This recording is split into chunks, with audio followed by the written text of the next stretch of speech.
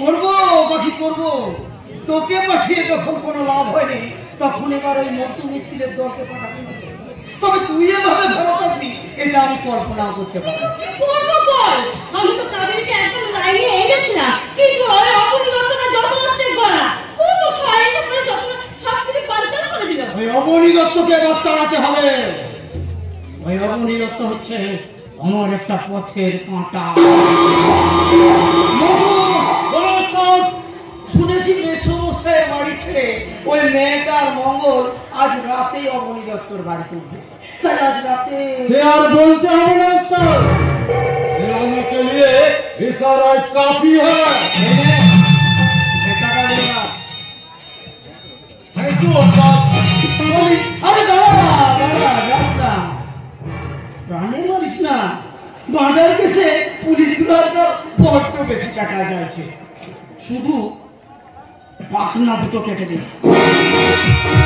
বলছে তো পাখি এইটা তো তোর যৌবনের জালে তো তুই অনেক ছেলেকে আটকেছিস। এবার তোর কাজ হলো ওই রাজাকে আটকানো। তুই কি চাস করবো? ধ্বংস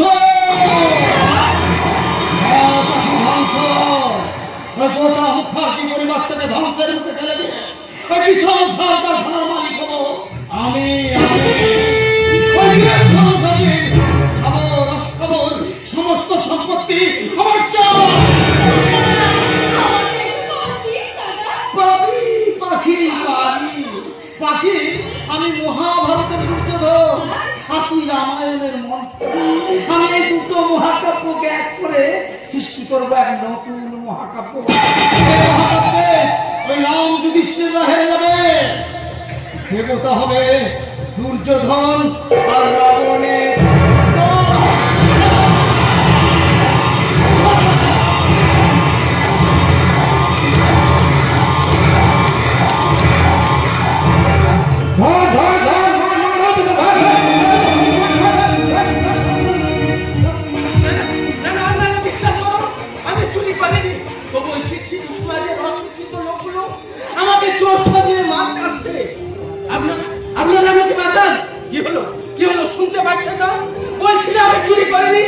ওই মানুষগুলোর হাত থেকে আপনাকে বাঁচালে আপনাদের পুণ্যের ফলে এমন কিছু পাপ হবে না বাবু। পাপ পুণ্যের হিসাবটা আপনার সঙ্গে আমি পরে করছি।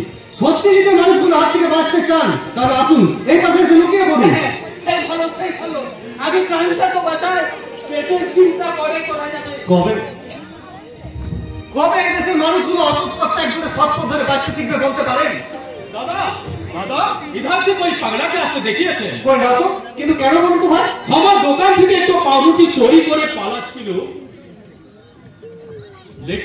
लेकिन কি আপনাকে তো বহুত চিনা চিনা লাগছে। हमने बहुत famous film star Suresh Kumar আছেন না? মানে ব্যাপারটা হচ্ছে না দাদা না, ছুপাবার কোশিশ করবেন না। আমি কেক পাউরুটির দোকানি হলে কি হবে, যদি যদি দু চারটা ফিল্ম भी প্রডিউস করা ধান্দা করছি। উসিলিয়ে তো আমরা বহু ছবি আমি দেখলাম। আমি হেভি অভিনয় করেন, আমি এভাবে মাঝরাতে বাজারে যাচ্ছেন কেন? আপনার গাড়ি কোথায় গেল? না না, মানে আপনি ভুল করছেন। আসলে আমি সুরেশ কুমারের মতো দেখতে হলেও আমি একজন সাধারণ মানুষ। ও হবে হতো, তাহলে আমার সাথে বেকার কথা বলে লাভ নেই। ও হ্যাঁ, ওই পাগলাটাকে দেখতে পেলে সোজা আপনার দোকানে পাঠিয়ে দেবো। না না না না না, আমার দোকানে না আছে, ওই থানায় জমা করিয়ে দেবেন। চলি। জয় সিয়ারাম, জয় সিয়ারাম। এই যে বেরিয়ে আসুন, লোকজন সব চলে গেছে। ধন্যবাদ বাবু। ওই মানুষগুলোর হাত থেকে আমাকে না বাঁচালে ওই মানুষগুলো হয়তো আমাকে পিটিয়ে মেরে ফেলবে। সন্দেহ নেই, আমি নিজে আপনাকে দোকান থেকে পাউরুটি চুরি করতে দেখেছি। আপনি কে বাবা? আপনি মুখটা কিন্তু খুব পরিচিত মনে হচ্ছে। অনেক স্বাভাবিক, আমি বাংলা সিনেমার উদীয়মান হিরো সুরেশ কুমার। নিশ্চয়ই আমার কোনো হিট ফিল্ম আপনি দেখেছেন। না না, ফিল্মের ক্যামেরায় নয়, ফিল্মের ক্যামেরায় নয়, মনের ক্যামেরায় আপনাকে দেখে মনে হচ্ছে আপনি খুব ভালো মানুষ। কিন্তু আপনি মানুষটা একদমই ভালো নন। বলুন, উত্তর দিন, দোকান থেকে কেন এভাবে পাউরুটি চুরি করেছেন?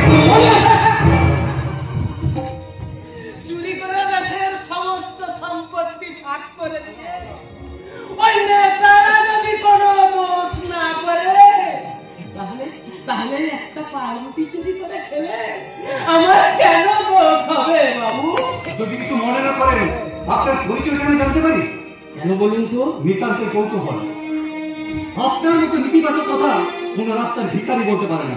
বলুন, কে আপনি? কি আপনার পরিচয়? মানুষ মান আর হুঁশ হারানো এই বিশাল পৃথিবীতে আমি একটা সত্যিকারের মানুষ। সবাই ডাকে আমাকে সত্য পাগলা বলে, কিন্তু আপনার মতো নামী মানুষ আমার উপর একটা পাগলকে বাঁচাতে এখানে কেন করলেন বাবা? না না, আমি আপনাকে বাঁচাতে এখানে আসিনি। আসলে স্টুডিও আমার পথে মাঝ রাস্তার গাড়িটা হঠাৎ খারাপ হয়ে যায়। আমি মিস্ত্রি আসতে যাচ্ছিলাম, আর সেই সময় আপনি আপনার সঙ্গে আমার দেখা হয়ে গেল। সত্যি সত্যি যদি তুমি ওই সময় আমায় না বাঁচাতে, তাহলে হয়তো ওই মানুষগুলো আমাকে পিটিয়ে মেরে ফেলতো, আর পুলিশের জিপ এসে আমার লাশটাই নিয়ে যেত। এই দেখুন, আপনাকে আমি তুমি বলে ফেললাম, কিছু মনে করো না বাবা। না না, মনে করবো কেন? আপনি আমার থেকে বয়সে অনেক বড়, আপনি আমাকে তুমি বলতেই পারেন। হ্যাঁ, সে অবশ্য ঠিক, সে অবশ্য ঠিক। তুমি বাবা আমার ছেলের মতো। নিজেকে আমার বাবা বলে ভাববেন না। ওই বাবা শব্দটা আমার জীবনে কোনো মূল্য নেই। কি বলছো তুমি? ঠিকই বলছি। এই পৃথিবীতে আসতে গেলে প্রত্যেকটা প্রাণীর একটা করে বাবার প্রয়োজন হয়, আর শুধুমাত্র ওইটুকু প্রয়োজন অতিরিক্ত ওই বাবা শব্দটা শুনলে আমার মাথার মধ্যে আগুন লাগে। Anyway, আমি এখন চলি। ছাই দিয়ে আগুন চাপা দিতে চাইছো, কিন্তু আগুনকে তো ছাই চাপা দেওয়া যায় না। আগুনটা তো তোমার মাথায় নয়, জ্বলছে তোমার বুকে। আগুনটাকে জ্বলতে দাও, দেখবে একদিন তোমার চারপাশের সব কিছুকে পুড়িয়ে দিয়ে ওই আগুনটা তোমার সমস্ত বুককে পুড়িয়ে দিয়ে আপনি নিভে ছাই হয়ে যাবে। বাবু, একই লালম্যান, তোমার চোখের কোণে জল, তুমি কাঁদছো। কান্না এ তো নয় গান, এ যে আমার নীরব অভিমান। এ তো কান্না এ তো নয় গান, এ যে আমার নীরব অভিমান। এ গানে সুরে কথায় শুনতে পাবে লুকিয়ে কাঁদছে যে প্রাণ। এ তো কান্না এ তো নয় গান, এ যে আমার নীরব অভিমান। জানি সত্য, মায়ের মুখে শুনেছি আমার বয়স যখন 10 বছর, তখন আমার বাবা আরেকটা বিয়ে করে বাড়িতে দ্বিতীয় পক্ষের স্ত্রীকে নিয়ে আসে। লজ্জায় অপমানে জর্জরিত আমার মা আমার হাতে শুধুমাত্র বাবার একখানা ছবি নিয়ে বেরিয়েছে শ্বশুর বাড়ি থেকে। মা যতদিন বেঁচে ছিল ততদিন মা শুধু কেটে গেছে। তাই তো মায়ের চোখের জন্য আমি ভুলে ফেলেছি আমার নামের পাশে বসানো বাবার পদবিটা। করেছিলাম, কিন্তু কোথাও পাইনি। বাবার প্রতি আমার রাগ দেখে বোধ হয় মা বাবার ঠিকানা আমাকে দেয়নি।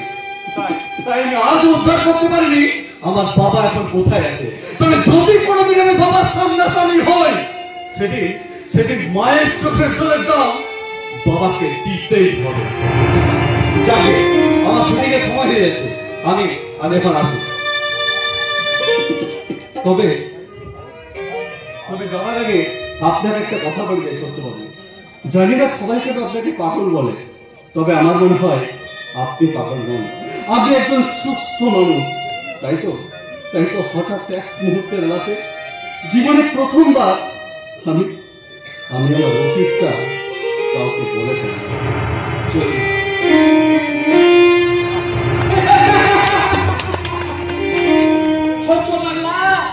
আবার তোমার সঙ্গে দেখা হয়ে গেল জীবন নাটকের আর একটা নতুন চরিত্রে। বাবার ভালোবাসা থেকে বঞ্চিত, আমরণ যন্ত্রণাকে বুকে বয়ে নিয়ে বেড়াচ্ছে বলে চলেটা। কিন্তু ওর বাবা কেন করেছিল দ্বিতীয়বার বিয়ে? শুধু কি কামনা চরিতার্থ করার জন্য, নাকি এই ঘটনার অন্তরালে লুকিয়ে আছে মনুষ্যত্বের অন্য কোনো কাহিনী। জানি না জীবন নাটকের নাট্যকার ভগবান এই নাটকের শেষ দৃশ্যে কি লিখবেন।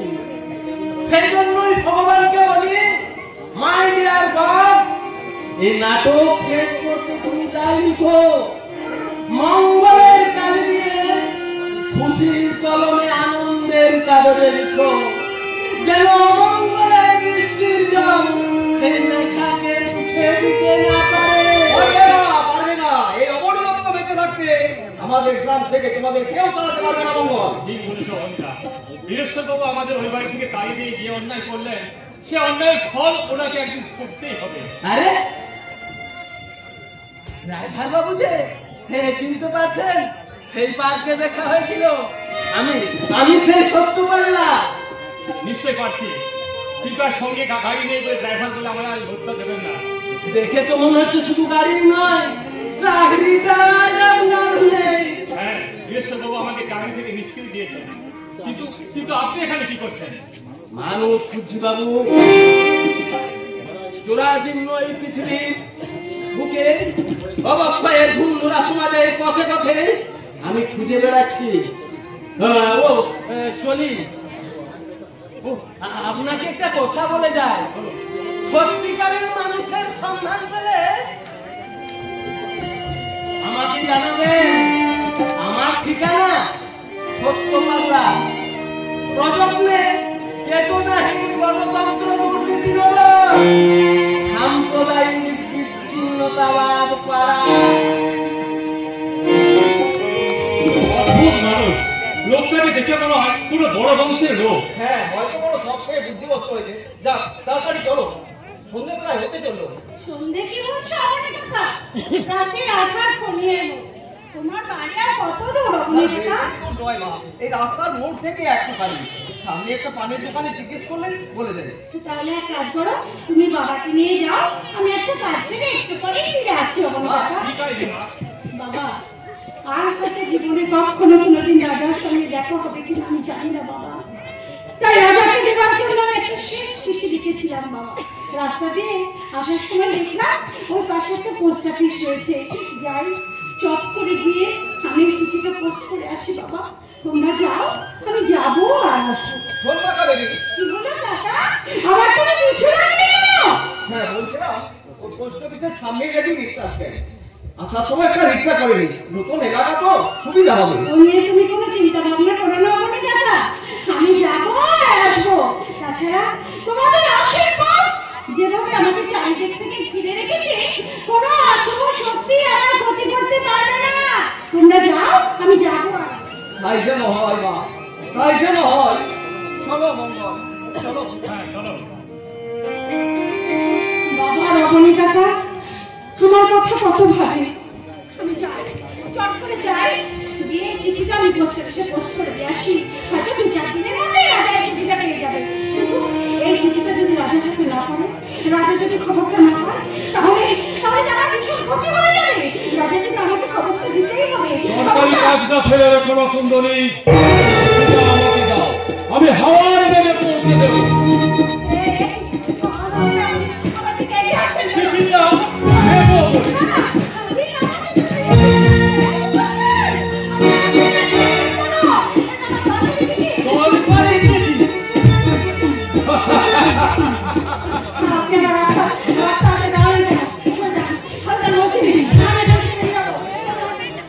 দেবো দেবো, নিশ্চয় যেতে দেবো। যে আমাকে তোমার চিঠি দিতে হবে সুন্দরী।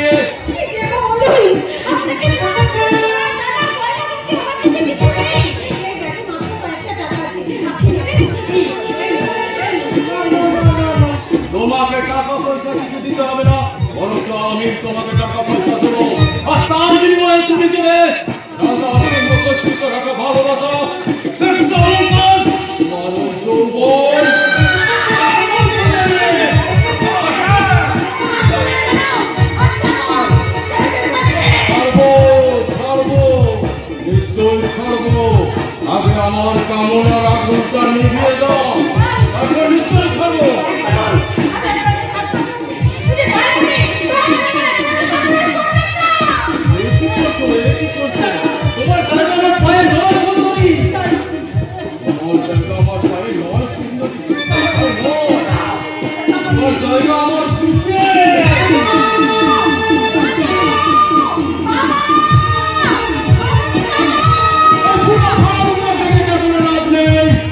পারলে তোর ওই নাগরকে ডাক, দেখি তোকে তোর নাগর বাঁচাবে।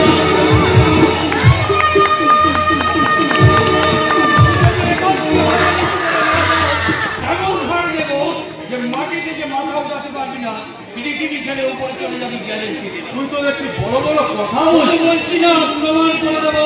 আমার মতো বাঘের সঙ্গে তুই হলে বাঘের খাদ্য, ওই ছাগলটা জাতীয় কোনো জন্তু। কি বললি? আমি ছাগল? কেন রাষ্ট্রীয় লাগলো? তা বেশ তো, এখানে অনেক বিচক্ষণ ব্যক্তি বসে যাত্রা শুনছেন, তাদেরকে গিয়ে জিজ্ঞাসা করে দেয় ছাগলের দাম বেশি না পাঠার দাম বেশি।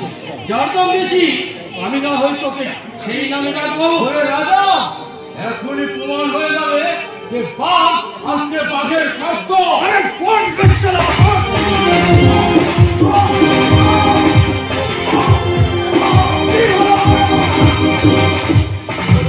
চিৎসিত হয়েছে তো?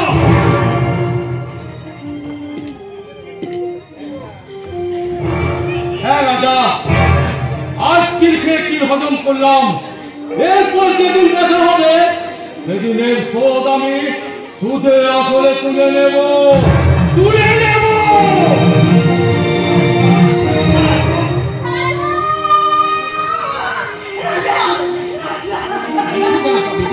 আমি তো আছি।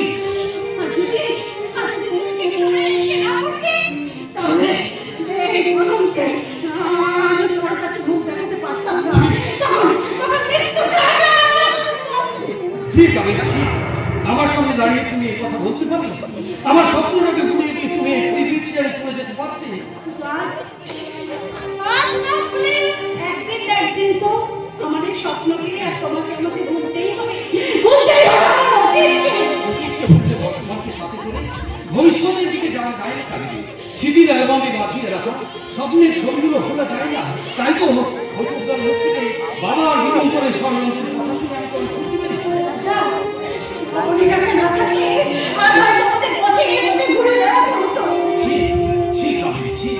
এই তুমি আমাকে ভালোবাসো, এই তুমি আমাকে বন্ধু হবে। আমাদের বাড়ি থেকে চলে আসার আগে কেন তুমি সমস্ত ঘটনা আমাকে জানালে না? কেন বাবা তোমার ভালোর জন্য আমার আশাকে আশা হতে আমার ভালোর জন্য এটা আমি মানতে পারছি না। কি বলছি রাজা, আমি সত্যি বলছি, বাকি তোমাকে ভালোবাসি।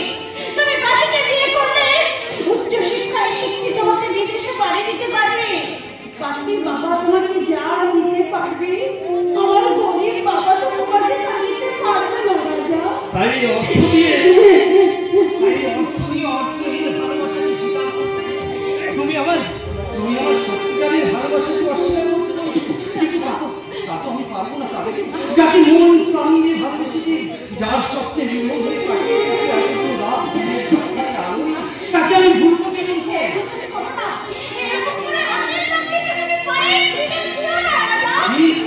বাপের লক্ষ্মীকে যেমন পায়ে ঠেলা ঠিক নয়, তেমনি বাবার ঘরের লক্ষ্মীকেও তো ঘরের বাইরে ঠেলে দেওয়া ঠিক নয়। তুমি কি আমার ঘরের লক্ষ্মী কাবেরী?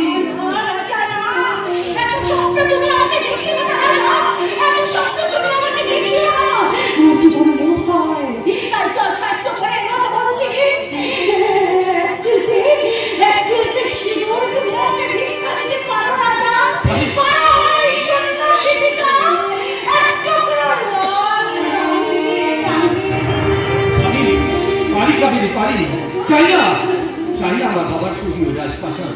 আমি তোমাকেই চাই না আমার উজ্জ্বল ভবিষ্যতের হাতছানি। আমি তোমাকেই চাই না আমার বিদেশ ভ্রমণের সুযোগ। আমি তোমাকেই চাই। তাই তো এই মুহূর্তে আমার গা থেকে বংশ মর্যাদা আমি আজকে চাদরটা ছুঁড়ে ফেলে দিয়ে আমি তোমাকে পড়াতে চাই সততার জানাচ্ছি। তাই তো এই মুহূর্তে আমার মাথা থেকে আমি আজকে এই কবরটা ছুঁড়ে ফেলে দিয়ে আমি তোমার হাতে পড়াতে চাই সততার শাখা। তাই তো এই মুহূর্তে গ্রামের হাজার হাজার মা বোনেদের সাক্ষী রেখে আমি তোমার স্মৃতিতে পরিয়ে দিতে চাই আমার হৃদয়ের শিরোর। আমি আকাশকে সাক্ষী রেখে বলবো, আকাশ দেখো এই গধূলি লগ্নে তোমাকে সাক্ষী রেখে আমি কাবেরীকে বিয়ে করছি। দেখো কাবেরী, দেখো আকাশ আমাদের এই বিয়েতে মত দিয়েছে। এবার এবার বাতাসকে চিৎকার করে বলবো, বাতাস এই গধূলি লগ্নে সানাইয়ের সুরে তুমি ভরিয়ে দাও, নবপদের সুরে ভরিয়ে তুলো আমাদের এই প্রাঙ্গণ। চলো চলো তবে চলো।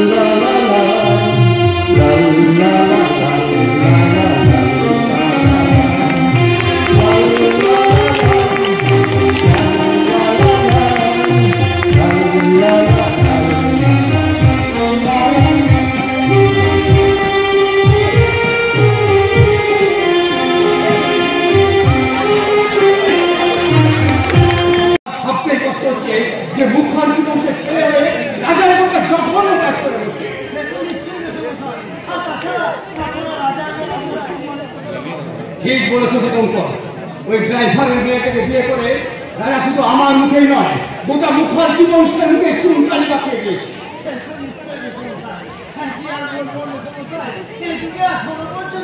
আমার মতো রাম আর আপনার মতো দশরথ যখন আছে তখন তো বিভীষণ থাকবে। আর রাজা রাজা সেই ধর্ষত্রী বিভীষণের মতো কাজ করেছে বলি বাবার খেয়ে করে এত বড় হলি, আর এখন বাবার থেকে তোর কাছে প্রেমটাই বড় হলো, আর বিয়ে করলে কিনা একটা ড্রাইভারের। ঠিক বলেছো দীপঙ্কর, ও যদি আমার সামনে দাঁড়িয়ে তোমার বোনকে বিয়ে করতে চাইতো, আমি নিজে দাঁড়িয়ে থেকে রাজার সঙ্গে পাখির বিয়ে দিতাম। পাখি আর কাজের এক হলো। আর তাছাড়া তাছাড়া আপনার কথা মতো তো আমি লোক পাঠিয়েছিলাম ওই কাজেরকে বুঝিয়ে দেবার জন্য, কিন্তু কিন্তু রাজা যে কোথা থেকে খবরটা পেল, রাজা যদি খবরটা না পেতো তাহলে সাপও মরত আর লাঠিটাও ভাঙতো না। ওই সাপটা এখনো বেঁচে আছে, লাঠির বদলে অপমানের বাজ বেজে পড়ছে আমার।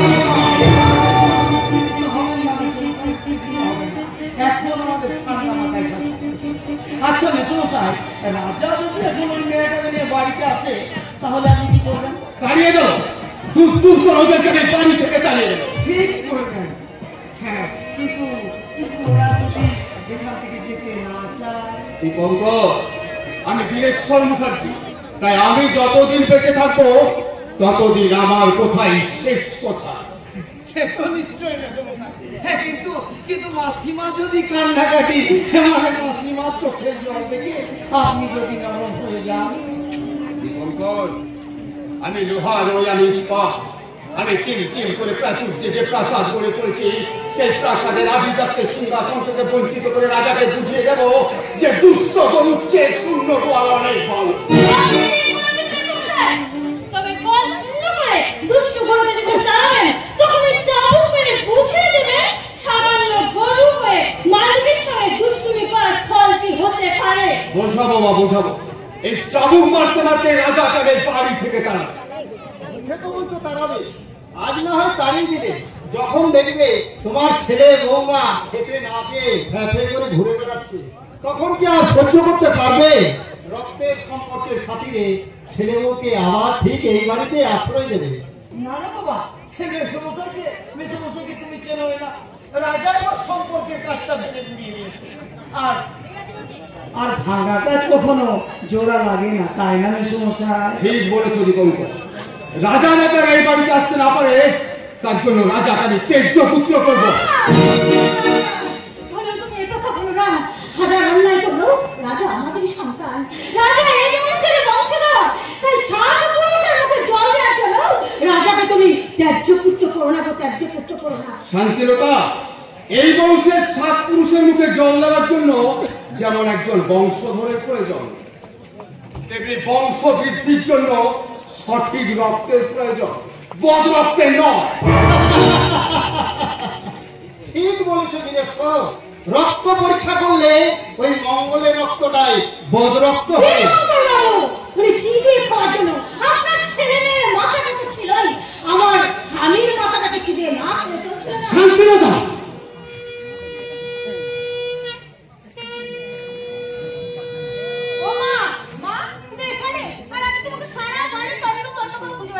কেন রানী, কি হয়েছে? মাকে সমতল করে খোঁজার কারণ কি? আরে দাদা বৌদিমণিকে নিয়ে এই প্রথম বাড়িতে আছে, একটু বরণ করে নিতে হবে না? হ্যাঁ গিন্নিমা, রানী দিদি নিজের হাতে বরণ ডালা সাজিয়েছে, এখন শুধু বৌদিমণিকে বরণ করে ঘরে তোলার পালা। হুজুর, তোর এত বড় সাহস যে তুই আমার সামনে যেন ছোট লোকের মেয়েটিকে বৌদি মনে করছিস?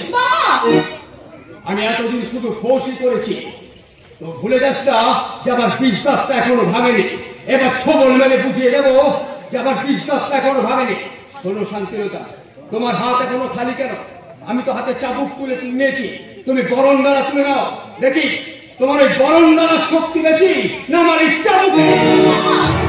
তুমি কি বলছো বাবা? তুমি কি করছো? আজকে থেকে দাদার গায়ে হাত তুলবে, দাদার শরীর থেকে তুমি রক্ত ঝরাবে। তোমার দাদা যে ড্রাইভার মঙ্গলের মেয়ে সিটিতে সিঁদুর দিয়ে আমাকে ওর গায়ে হাত তুলতে বাধ্য করাচ্ছে। ছি ছি ছি, আপনারা সবাই চুপ করে আছেন কেন? বাবু, আপনি যে এই বাড়ির ভাবি জামাই, এ বাড়ির ভালো মন্দ বলার অধিকার তো আপনার আছে। তাহলে তাহলে কেন আপনি বাবুকে বলছেন না যে বাবু যা করছেন তা ভুল করছেন? আঙ্কেল, আপনি তো আমার বাবার বন্ধু, আপনার বাবাকে একটু বুঝিয়ে বলেন না। আমি আর কি বলবো তোমাদের এই ব্যাপারে, এটা তোমাদের পারিবারিক ব্যাপার। রানী দিদি, ওনারা না বললেও আমি কর্তাবাবুকে বলবো যে কর্তা বাবু, আপনি যা তার বিষয়ের লোক আপনার বড় সূত্রের চোখ দুটোকে অমিত করে দিয়েছে। তাই গিন্নিমার 2 চোখ দিয়ে গড়িয়ে আসা শ্রাবণের ধারা দেখো আপনি দেখতে পাচ্ছেন না যে এই বাইরে আকাশ বাতাস তোড়পাড় করা কাল বৈশাখী ঝড়ের তাণ্ডবে আপনার আভিজাত্যের মোড়া পাথরটা ভেঙে গুড়িয়ে যাবে। ওসব তুই ভুলে যাস না যে পুরনো হলেও তুই এবারের কাজের লোক। হ্যাঁ, বছর যেমন ভুলে যাচ্ছে, তুমিও ভুলে গেছো। হাজার অপরাধ করলেও আমার রাজা কিন্তু আমার সন্তান, তাই মা হয়ে সন্তানের এত বড় মর্যাদা আমি কিছু কেড়ে নিতে পারবো না। আমাকে জন্ম দেওয়ার জন্য পৃথিবীতে ভূমিষ্ঠ করার সময় এত ভয়ঙ্কর গর্ভ যন্ত্রণা সহ্য করতে পেরেছি, আর এই সামান্য ঘটনা তুমি সহ্য করতে পারছো না? মাগো, মাতৃত্বের আগুনে জ্বলতেই যে মেয়েরা এই পৃথিবীতে এসেছে, তাই সেই দগ্ধ যন্ত্রণা দিয়ে তোমাকে সহ্য করতে হবেই মা। দাঁড়া রাজা, কোন সাহসে তুই মুখার্জি বাড়ির চৌকাট পার হয়ে ঘরে এলি? যে সাহসে আপনার দেওয়া মুখার্জি পদবিটা আমার নামের পাশে বসাই, সেই সাহসে। কি বললি তুই? ও যাই বলুক না কেন, আমি তোমার কাছে হাত জোড় করে অনুরোধ করে বলছি, ওগো আজকে এই শুভ দিনে ওদেরকে বাড়ি থেকে বের করতে এই পরিবারের অকল্যাণ তুমি ডেকে ওনাকে অকল্যাণ তুমি ডেকে। শান্তিলতা, অকল্যাণ যা হবার তা তো তোমার ছেলে আগেই করে ফেলেছে। এখন যাতে ওই সংক্রমণ রোগ এই বাড়িতে ঢুকে আর কারো কোনো অকল্যাণ করতে না পারে, সেই জন্য ওই ছোট লোকের মেয়েটাকে এখন এই বাড়ি থেকে বিদায় কর। বিয়ের আগে এই মেয়েটা ছোট লোকের মেয়ে ছিল বাবা, কিন্তু বিয়ের পর এই মেয়েটা কিন্তু বড় লোকের বৌমা হয়ে গেছে। তার বিদায় তুমি করবে কি করে? রাজা, কাল তুই শুনে রাখ, আমার কথা অবাধ্য হলে তোকে আমার তেজ্য পুত্র করতে বুকটা বিন্দু মাত্র। জানি বাবা, তোমার তেজ্য পুত্র হয়ে আমাকে এই বাড়ি থেকে করে দিতে হবে, কারণ কারণ অন্ধ অভিজাতির মোহে তোমার মানবতাটা যে পুরো ছাই হয়ে গেছে, সেই মানবতার পোড়া গন্ধে আমার নিঃশ্বাস নিতে কষ্ট হচ্ছে। এ বাড়িতে থাকলে আমি হয়তো সত্যি সত্যি দম আটকে মরে যাবো। না গো না, এ তুমি কি বলছো? এ তুমি কি বলছো? আমার মতো একটা সামান্য মেয়ের জন্য তুমি বাড়ির ছেড়ে চলে যাবে, তাই কি কখনো হতে পারে? বাবা বাবা, অনেক দিনের আশা ছিল বাবা, এ বাড়ির পুত্রবধূ হয়ে এসে আপনার পদসেবা করবো বাবা। দয়া করে আপনি আশাহত করবেন না বাবা। শুনেছি এ বাড়িতে অনেক কাজের লোক আছে, আমি সেই কাজের লোকের মতো এ বাড়িতে পড়ে থাকবো বাবা, সারাদিন কাজ করবো, বিনিময়ে কিচ্ছু চাইবো না বাবা, শুধু এক মুঠো ভাত আর এ বাড়িতে একটুখানি আশ্রয়। দয়া করে আমাকে জানিয়ে দেবেন না বাবা, বিয়ের পর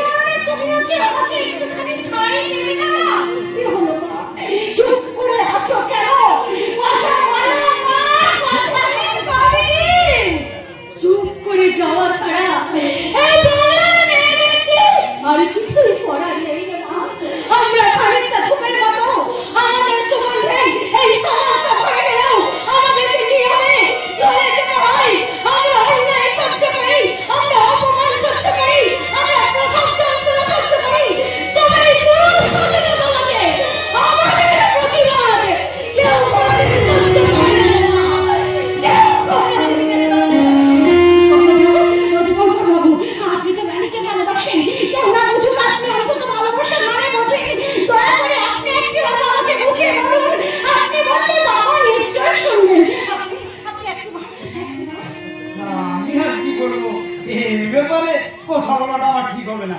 তবে তবে তুমি কোনো চিন্তা করো না কাবেরী। চলে এসো কাবেরী। তোমার কাছে যে শ্বশুরের ভিটে স্বর্গ, সেই শ্বশুরই আজ প্রমাণ করে দিয়েছে সে স্বর্গের নয়, সে নরকের অধিপতি। এই বাড়িতে দাঁড়িয়ে আমার মুখের উপর কথা বললে চাপকে পিঠে ছাল তুলে নেব। চাবুক কাজ আপনার হাতে আছে বলেই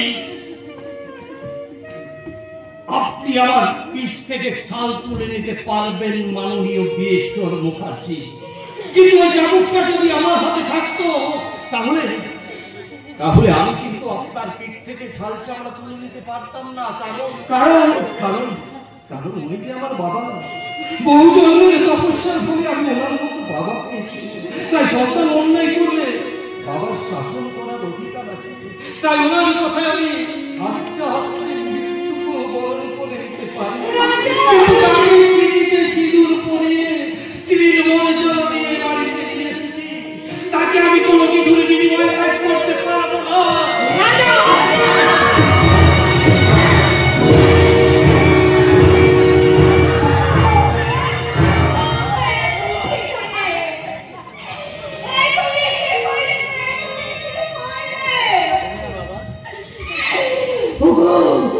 তুমি কি করে বাবা হয়ে সন্তানের প্রতি এমন নির্দয় তুমি হতে পারলে? ভুল করে গো, ভুল করে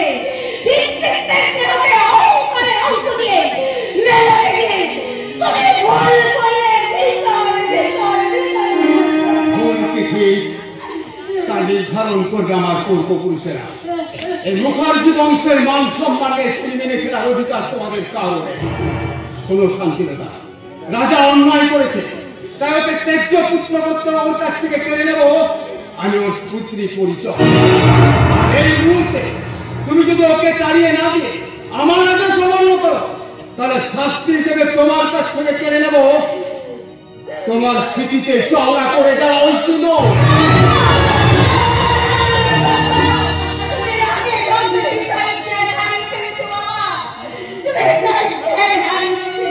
আমি হারাইনি রানী, আমি হারাইনি।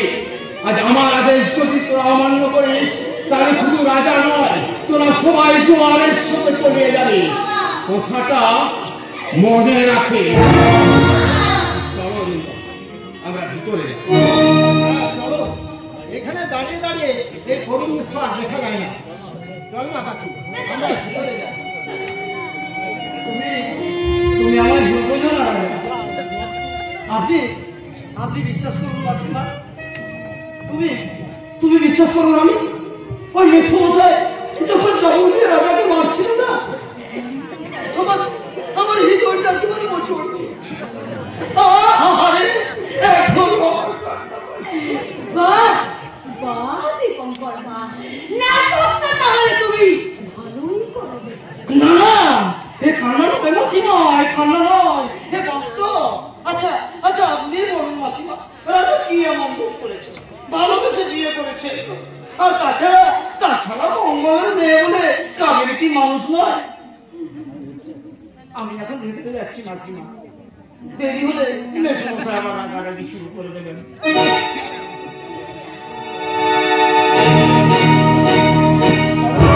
চিন্তা করো না কাবেরী, তোমার প্রতি কিছু করা একটা আমার অবশ্যই কর্তব্য। আর সেই কর্তব্যের চোখ এখন যখন তোমার দিকে পড়ছে, কিছু একটা ব্যবস্থা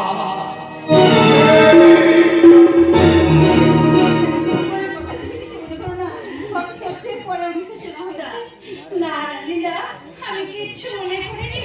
চলো আমরা এবার বাড়ি চলে যাই। চলো। রাজা রাজা, তুমি খেলো না মা, তোমার চোখের জলে যে আমার চলার পথ পিচ্ছিল হয়ে যাবে। তুমি খেলো না মা, তুমি খেলো না। মাগো মাগো, এই দেখো মুখার্জি বাড়ির নরমের ফাঁক দিয়ে কেমন আকাশ দেখা যাচ্ছে। ওই আকাশ ভরা কান্না যখন বৃষ্টি হয়ে ঝরে পড়ে পৃথিবীর বুকে, তখন ধরিত্রী মাঝে সেই কান্না দিয়ে ফসল ফোলাই তার সন্তানদের জন্য। তুমি যে আমার সেই মা।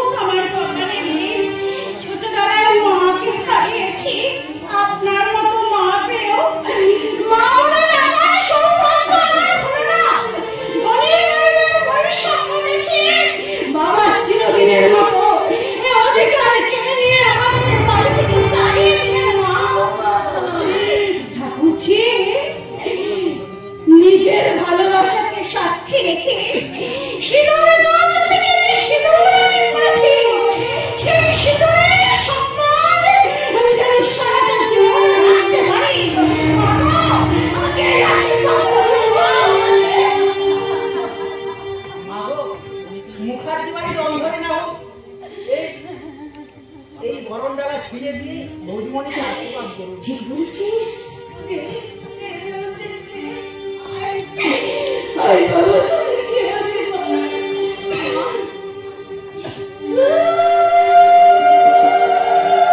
কি ব্যাপার, আপনারা সবাই চুপচাপ দিয়ে দেবেন, কোনো দেবেন না?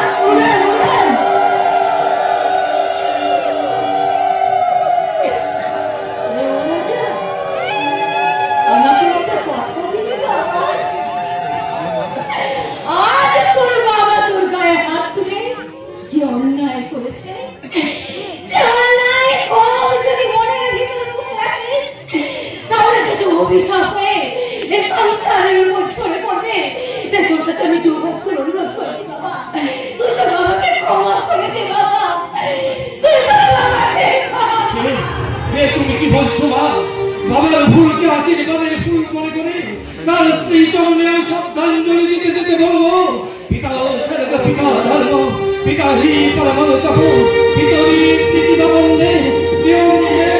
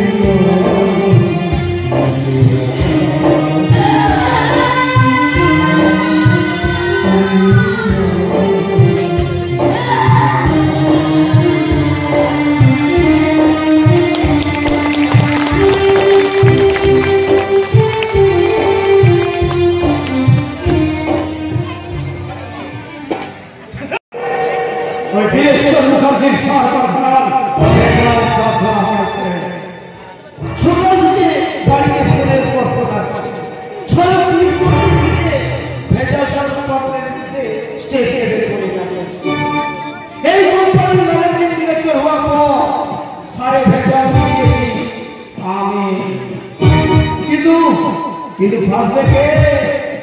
ফাঁসবে হলো পূজনীয় শ্বশুর মশাই। হাসি বন্ধ করো দীপঙ্কর, হাসি বন্ধ করো। হাসি বন্ধ করে খবরের কাগজটা দেখো। আগে এই খবর তো আমি আগেই দেখেছি। তারপরেও তুমি এমনি করে হাসছো। তুমি শুধু আমার জামাই নও দীপঙ্কর, তুমি আমার উত্তরসূরিও বটে। তোমার হাতে সার ছেড়ে দিয়ে আমি একটু নিশ্চিন্তে ছিলাম। তোমাকে আমি বিশ্বাস করেছি দীপঙ্কর, আর তুমি আমার সেই বিশ্বাসের সুযোগ নিয়ে তুমি আমাকে অবিশ্বাসের ছবলটা মারতে পারে। আপনি কি বলছেন? ঠিকই বলছি।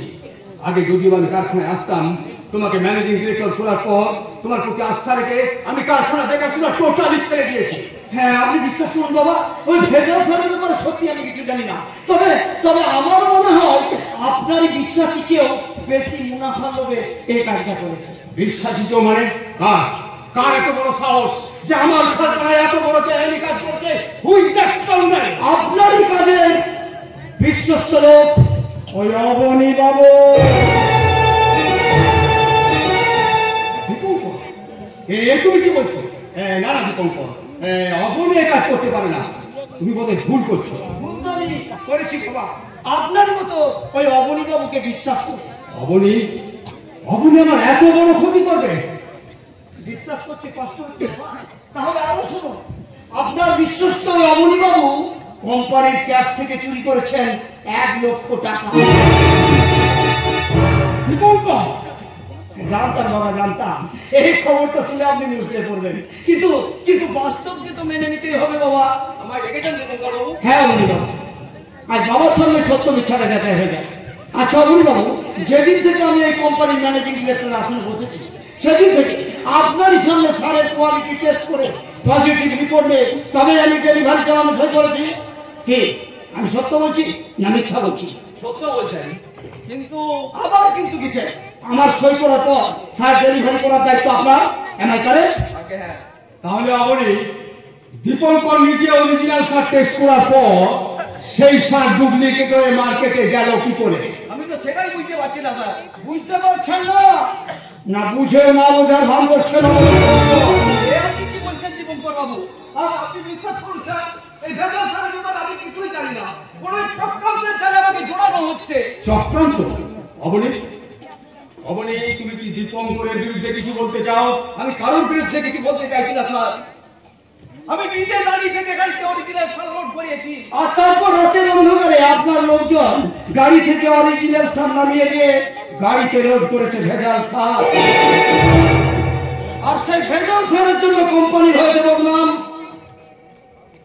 আর গাড়ি থেকে নামানো অরিজিনাল সার বিক্রি করে আপনি রোজগার করেছেন লক্ষ লক্ষ টাকা। আমি যতদূর জানি অবনী, তুমি কিছুদিন আগে দীপঙ্করের কাছে কিছু টাকা লোন চেয়েছিলে, আর দীপঙ্কর তোমাকে সেই টাকা দেয়নি। আর তার জন্য অমনিবাবু কোম্পানির কাছ থেকে চুরি করেছেন 1 লক্ষ টাকা, যার কোনো হিসাব নেই। মিথ্যে, মিথ্যে, এসব মিথ্যে। আমি বিশ্বাস করুন স্যার। অবনী, যদিও মানতে মন চাইছি না, তবু আমি ধরে নিলাম যে ভেজাল সারের ব্যাপারে তুমি কিছুই জানো না।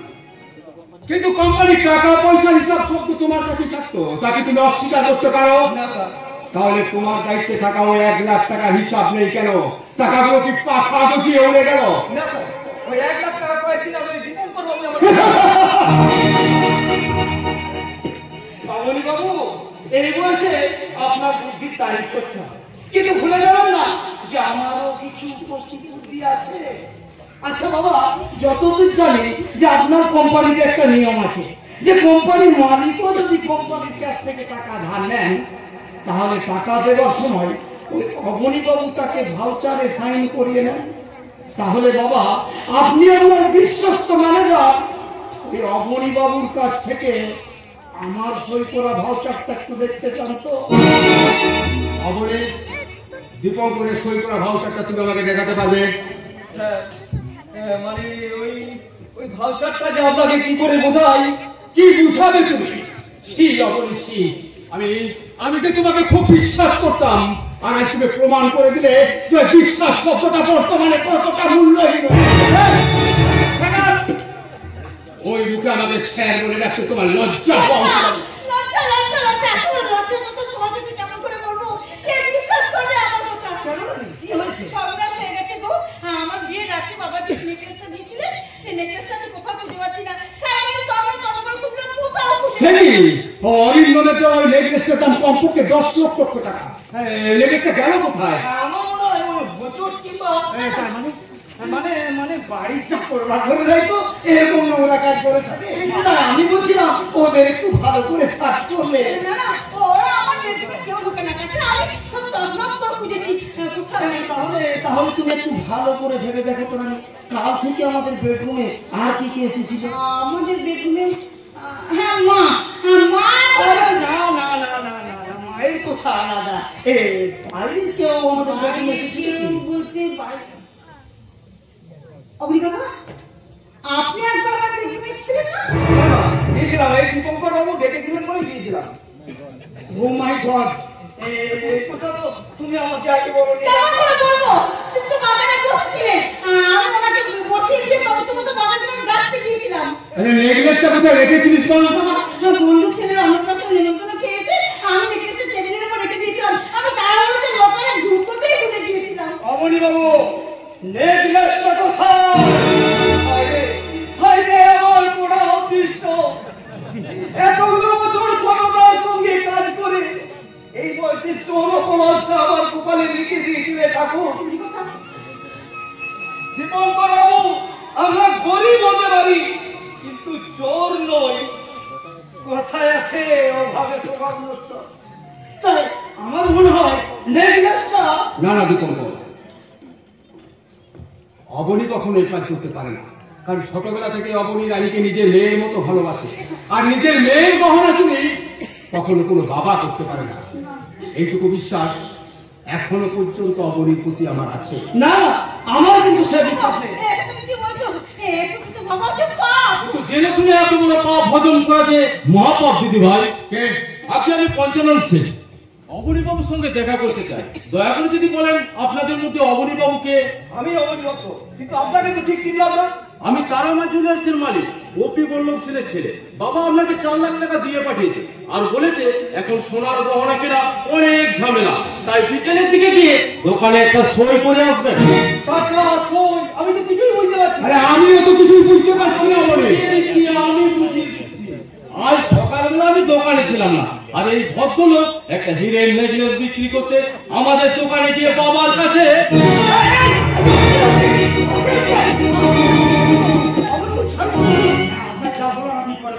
আচ্ছা আচ্ছা ভাই, কি যেন বলছিলেন? ভালো করে যা বলছিলাম, হীরের নেকলেসটা দেখে বাবা ওনাকে অনেক বুঝাতে থাকে এত দামি নেকলেস বিক্রি করবে না, কিন্তু ওনার পিড়াপিড়িতে শেষ পর্যন্ত বাবার নেকলেসটা কিনতে বাধ্য হলো, আর দাম ঠিক হলো 4 লাখ টাকা। বুঝতেই তো পারছেন, ডাকাতির ভয় তো এত টাকা দোকানে রাখা যায় না, তাই বাবা ব্যাংক থেকে টাকাটা তুলে আমাকে দিয়ে পাঠালেন। তবে যাই বলুন, নেকলেসটা কিন্তু দারুণ, আর তার উপর ডিজাইন করে লেখা আছে আর আর ডি।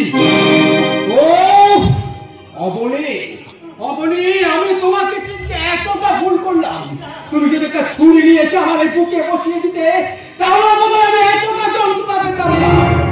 এই বিশ্বাসঘাতকতা করে তুমি যে যন্ত্রণাটা আমায় দিলে। বাবা, বাবা তুমি শান্ত হও বাবা। বাবা তুমি শান্ত হও। বাবা, আপনাকে আমি আগেই বলেছি যে জুতো যতই দামি হোক সে কিন্তু পায়ে নিচে থাকে। শালা হারামজাদা শুধু কোম্পানির টাকা তসরুপ করেনি, আমার বইয়ের 2 লাখ।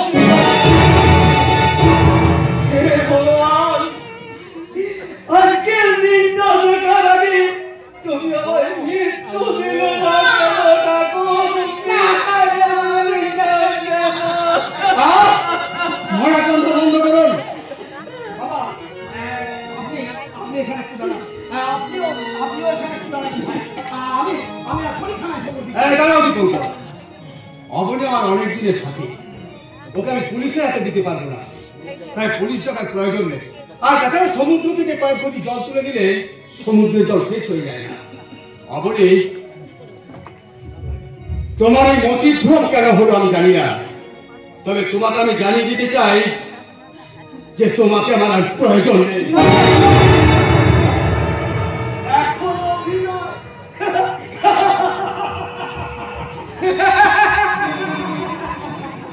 কি বিভৎস হাসি!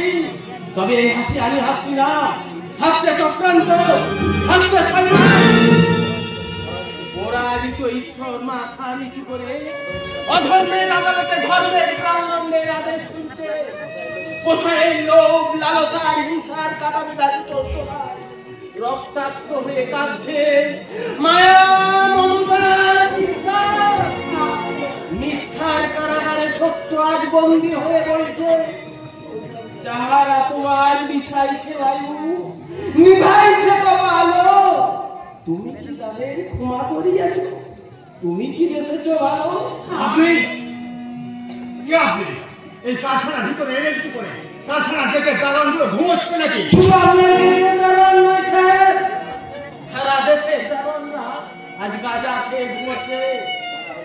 না হলে দেশে এত অনুপ্রবেশকারীরা সন্ত্রাস ছড়িয়ে দিচ্ছে কি করে? বাবা, এটা একটা অস্ত পাগল, একে আমি চিনি। না চিনতেও তো পারেন বাবু। ভেবে দেখুন তো, সীতা রাবণকে চিনতে পারেনি, রাবণ বিভীষণকে চিনতে পারেনি, আর দশরথ কইকেয়ীকে চিনতে পারেনি বলে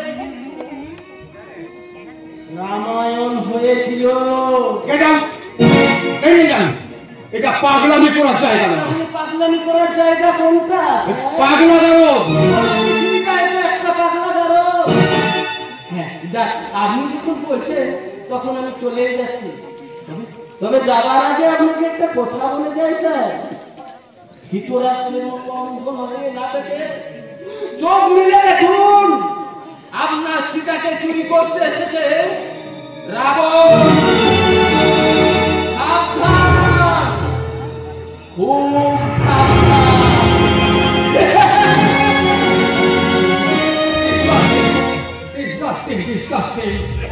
দীপঙ্কর, মাথাটা আমার বড় ঝিলঝিল করছে। হ্যাঁ, এখন আমি কি করি? আমি তো সে কথা ভাবছি বাবা। আচ্ছা বাবা, অবনী বাবুকে আপনি নিশ্চয়ই শাস্তি দিতে চান। হ্যাঁ, শাস্তি তো কঠিন শাস্তি লোকে দিতে চাই। তাহলে কি ওকে আমি চাকরি থেকে বরখাস্ত করবো? না না, তার থেকেও কঠিন শাস্তি লোকে দিতে চাই। তাহলে কি পুলিশ থেকে থানায় ভরবো? না না না না, আরো কঠিন শাস্তি লোকে দেব। তাহলে শাস্তিটা কি?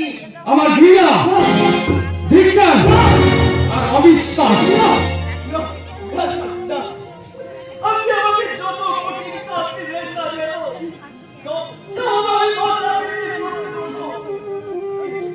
কিন্তু আমাকে অবিশ্বাস করবেন না, অবিশ্বাস করবেন না। কোন মুখে তোমাকে আর বিশ্বাস করবো বলতে পারো বেঈমান? কি বললেন স্যার? আমি বেঈমান?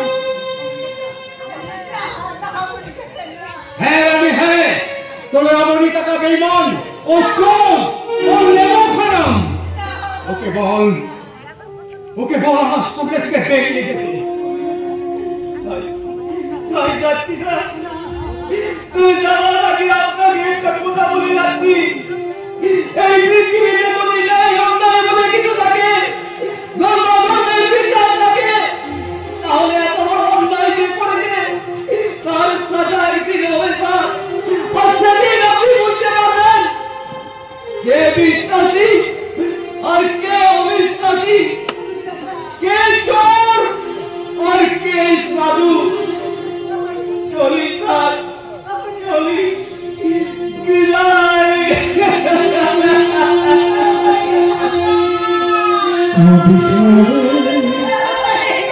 মোছবে নয় কান্না হাসির খেলা, এই তো জীবন। কাঁদিস না রে, মোছবে নয় কান্না হাসির খেলা, এই তো জীবন। কান্না হাসির খেলা, এই তো জীবন। কান্না হাসির খেলা,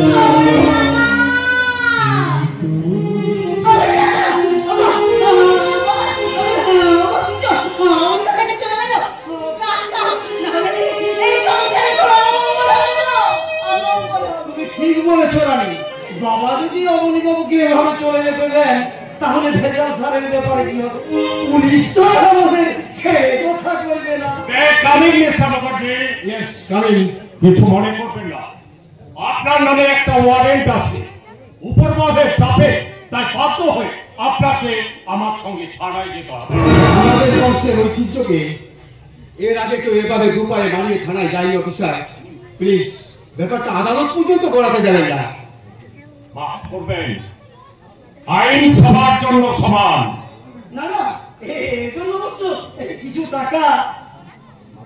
সরি, কিছু টাকা দেবেন না, ঘুষ আমি খাই না।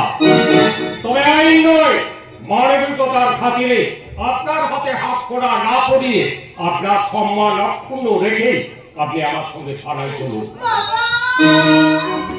কাঁদিস না রে বাবা, কাঁদিস না। তোর এই বুড়ো বাপটার উঁচু মাথাটা আজ পাপের ভারে বোধহয় নিয়ে পড়েছে। প্রভু যীশু খ্রিস্টের মতো অঘটনের পেরেকে আমাকে যুদ্ধ হতে হলো ঘটনার খুশে। আমি আজ দিব্য চক্ষু দিয়ে দেখতে পাচ্ছি আমার পূর্বপুরুষেরা আমার এই পরাজয় দেখে লজ্জায় মুখ লুকোচ্ছে, বলছে ছি বীরেশ্বর ছি, তোমাকে এই মুখার্জি বংশের বংশধর ভাবতে লজ্জা করছে। চলুন অফিসার, মুখার্জি বংশ ধ্বংস হবার সময় হয়েছে। মায়া বাড়িয়ে লাভকে আজ আমার বড্ড মনে পড়ছে শান্তিলতার কথা। বুঝতে পারছি অহংকার পতনের মূল কথাটার সার্থকতা তাই তো আমার চেতনাটা আজ বারবার চিৎকার করে বলতে চাইছে, মানুষ হয়ে জন্মেছি তবু কাউকে ভাবিনি মানুষ। সেই দোষে বুঝি চুপসে গেল আমার অহংকারের মানুষ। না জানি কোন অভিশাপে সততার আলো হলো কি, বুঝি এবার উঠবে নতুন সূর্য, আসবে দিন বদলের দিন, দিন বদলের দিন। আসুন মিস্টার মুখার্জি।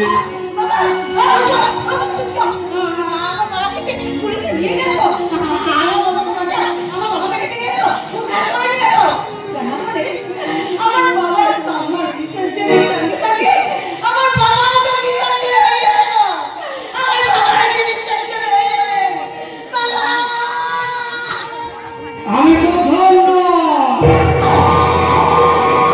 বিসর্জনী চাই রানী। সাবাস বলতো সাবাস, আজ যে তুই অভিনয় করবি না তাতে মহানায়ক উত্তম কুমার বেঁচে থাকলে তোর অভিনয়ের কাছে হার মানতো। অভিনয় তো তুমিও কম করছো না কোনো। বিদেশ্বর বাবুর ঘর জামাই হয়ে বসে তাকে বের করে তার সমস্ত সম্পত্তি হরণ করতে এতদিন ফাইন অভিনয় করে এসেছো, তা বলে ওস্তাদ নিজের শ্বশুরকে শিখরে। মন্টু, মন্টু তুই শয়তান দেখেছিস? দেখেছি, দেখিনি তো। আর আমাকে দেখ, আমাকে আমাকে আমি প্রথমে রানীকে আবিষ্কার করেছি, তারপর রানীর বাবাকে করেছি নমস্কার, আর তারপর আমি আমার রাস্তাটা করেছি পরিষ্কার। আর এবার সব কটাকে করবো তিরস্কার। নিজেই রেগুলেশন সরিয়ে অবনীকে চোর সাজালে, আর নিজেই গুণমণি সার সাপ্লাই করে অবনীকে কেস করে। করবে ভাবছো গুরু, তবে যাই করো গুরু, বীরেশ্বর বাবুকে কাঁদিও না। ভদ্রলোক জীবনে কারো কোনদিন ক্ষতি করেন, কিন্তু আমি যে ওর ক্ষতি করবো মন্টু, কারণ ওর ক্ষতি না করলে ও যে আমার ক্ষতি করে দেবে। ওস্তাদ হিংস্রতার গর্ভ থেকে বর্বরতার ঔরসে ওই পাপের আতুর ঘরে আমি জন্মেছি। আমি অধর্মের হাত দিয়ে বেড়েছি। ধর্মকে পোড়াবার আগুন আমার ভালো লাগে মেয়েদের নিয়ে খেলা করতে, যেমন যেমন তোর বৌদিকে নিয়ে খেলবো। আমার ইচ্ছে করে ওই ভগবানকে 2 নম্বরই ধান্দার কর্মচারী করতে, যেমন যেমন আমি আমার পূজনীয় শ্বশুর মশাই। আমি জন্মেছিল বরাবর হয়ে, তারপরে জন্মেছি কংস হয়ে। সবাই আমাকে বলে মানুষ, কিন্তু আমি মানুষ নই, আমি শুধু মানুষ রূপী ওই মানুষ ছিল মানুষের ইতিহাসই বড়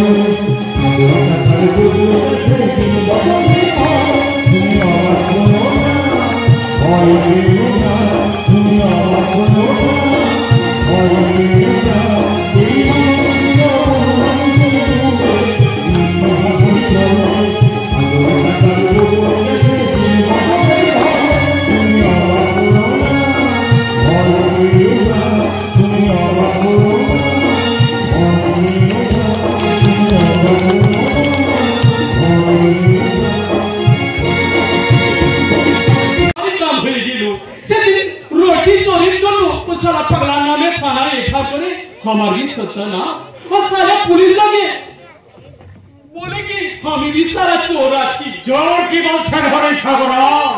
আপনি তো পুরোপুরি ডাকাত আছেন, ডাকাত। চোইছিয়ারাম একই বাত বলছেন। ঠিকই বলছি। শুধু আপনি নন, আপনার মতো অসাধু ব্যবসায়ীরা নিয়ম আলো শোভিত সাইনবোর্ড সাজিয়ে আইনকে ডোন্ট কেয়ার করে কালো বাজারি আর মুনাফাবাজি করে চলেছে। তারা প্রত্যেকে ডাকাত। আইন রক্ষক হিসাবে আমি তাদের প্রত্যেককে ধরে ধরে লকআপে চালান করে দেব। আমি তো বহুত উল্টা सीधा बातचीत করলেন। এবার আমার একটা ছোট্ট সালে জবাব দিবেন কি? কি সওয়াল? আমার মতো এই ছোট বিজনেসম্যানকে ইতনা তকলিফ দিয়ে আমার নাফা কি হবে? পেটে যদি আমার ভूख থাকে 10-20 হাজার রুপিয়া মানিয়ে নি, আমি আধি মিটিয়ে দেব। ওই একটা কথাতে আপনি আপনার পরিচয়টাকে পরিষ্কার করে দিবেন মিস্টার আগরওয়াল। যে বিজনেসম্যান এক কথাতেই 10-20 হাজার টাকা ঘুষ দিতে চায়, আর যাই হোক সে কখনোই সৎ ব্যবসায়ী হতে পারে না।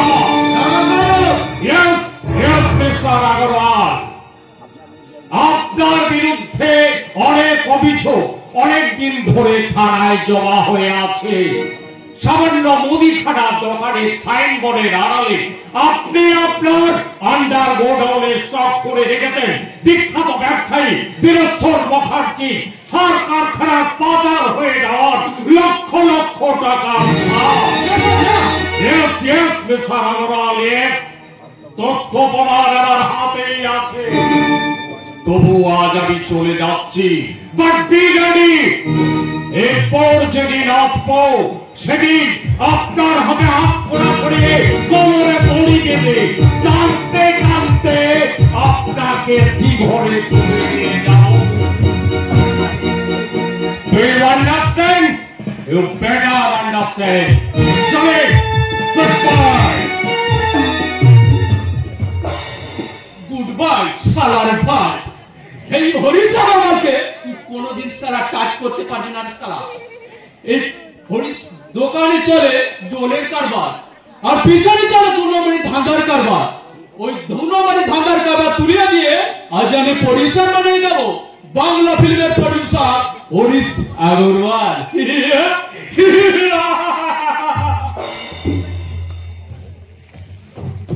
এই যে দাদা শুনছেন? না না, অমন করে হাসতে হাসতে চলে যাবেন না। তবু চলে গেল। এই যে দিদি, নেবেন নাকি বাড়ির বাচ্চাদের জন্য ছড়ার বই, অ ক খ এবিসিডি সব বই আছে আমার কাছে।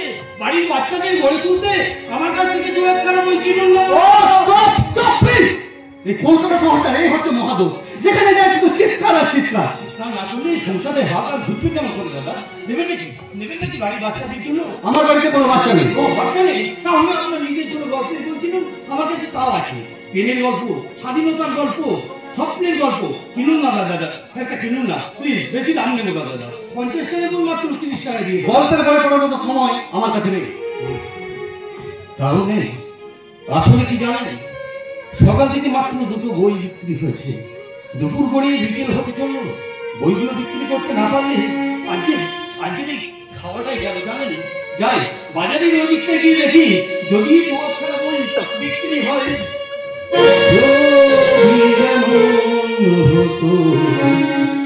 যত বেদনা বীজের মতন যেত না, যদি যত বেদনা বীজের মতন যেত না,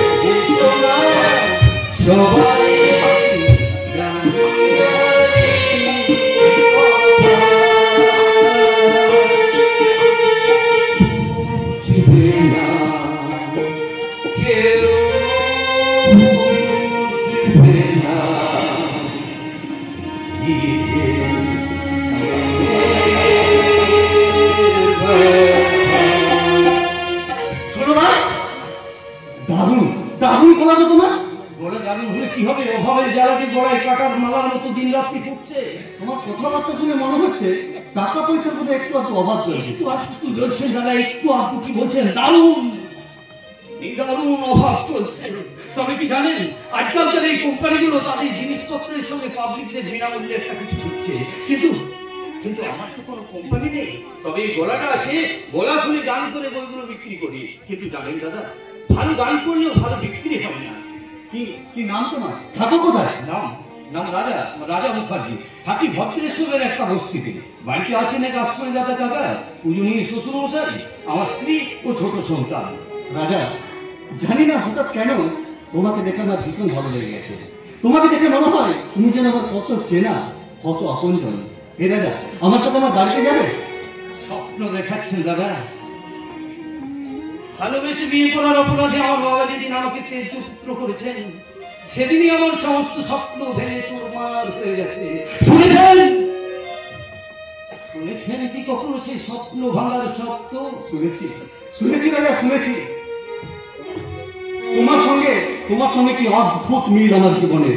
তোমার স্বপ্ন যেমন তোমার বাবা ভেঙেছেন, আমার স্বপ্ন তেমনি আমার বাবাই ভেঙেছেন। কি দাদা, আপনার বাবাও?